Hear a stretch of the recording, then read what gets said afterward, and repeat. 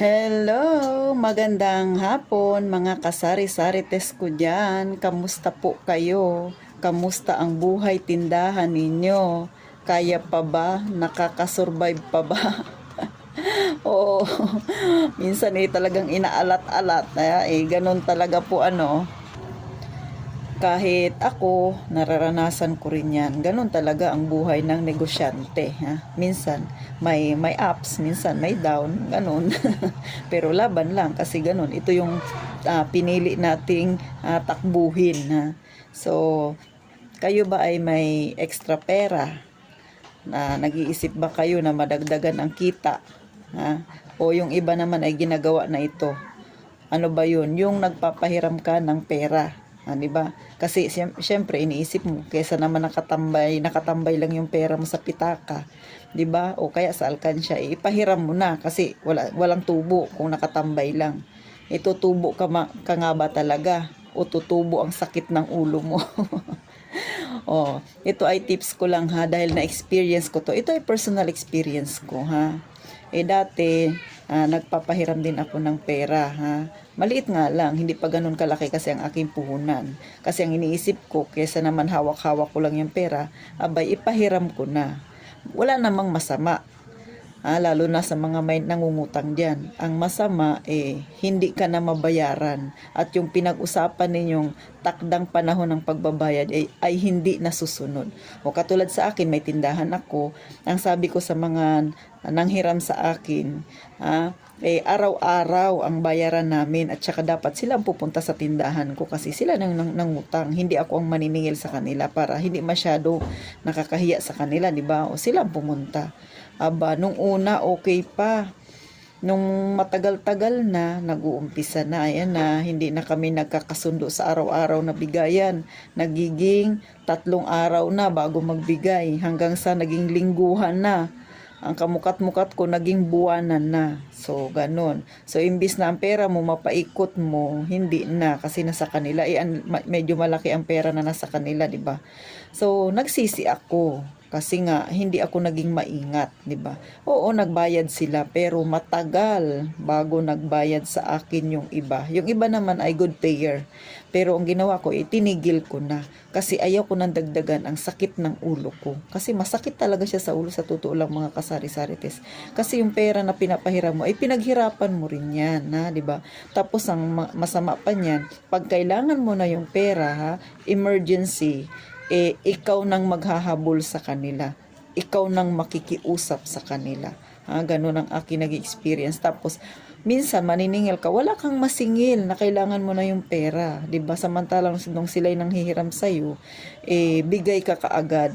Ang usapan nyo lang, verbal lang. Pero nung ikaw na ang nangangailangan, wala na. So, sa mga may pera dyan na nagbabalak, na gustong pasukin ng pagpapahiram ng pera, pag-isipan ninyo ng maraming beses, handa ba ang loob mo? Tsaka sa totoo lang, pag nagpahiram ka ng pera, hindi ka pwedeng mang-away, kasi hindi na yan magbayad. Mag-anuhan na lang yan, pag inaway mo yan, sasabihin niya na quits na tayo, di ba? Ganon. Hindi mo sila mapilit kahit na ibarangay mo pa yan, kahit magpirmahan pa kayo sa barangay. Mag-aantay ka kung kailan yan magbabayad, di ba? Ganon. So, mangyayari yan. Dadami ang iyong kaaway. So, ako, hindi kasi ako pala away.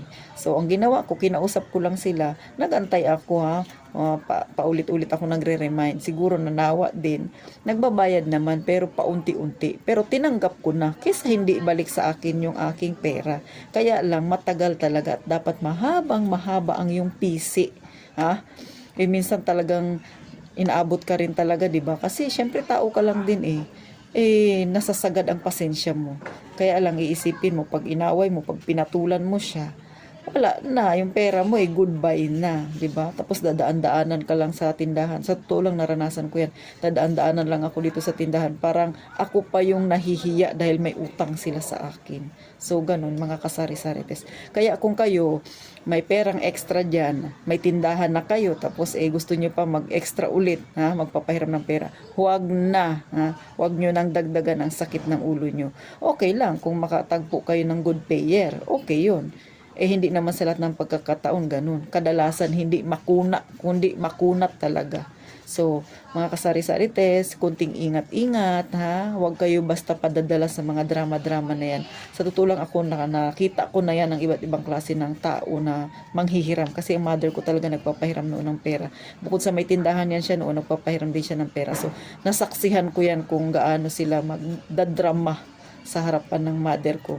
Kaya ako, medyo mahigpit pagdating sa tindahan ko at saka sa pagpapahiram ng pera. Kasi mother ko noon may mga pautang din sa tindahan. Although yung topic natin ngayon medyo lihis, 'di ba, sa tindahan. Pero isa rin siyang uri ng sideline na maari sanang pagkakitaan kung maganda ang yung papahiramin, maganda sila magbayad. Pero kung hindi, wag na lang. Ibili mo na lang ng mga paninda mo, ha? Idagdag mo na lang sa puhunan mo, hindi pa sasakit ang ulo mo. So, paano mga kasari-sarites, ha? Nagka-idea ka ba kung ikaw'y nagbabalak magpahiram? Ay, nasa sayo, ha?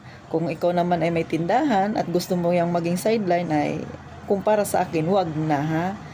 Kasi sasakit lang lalo ang ulo mo.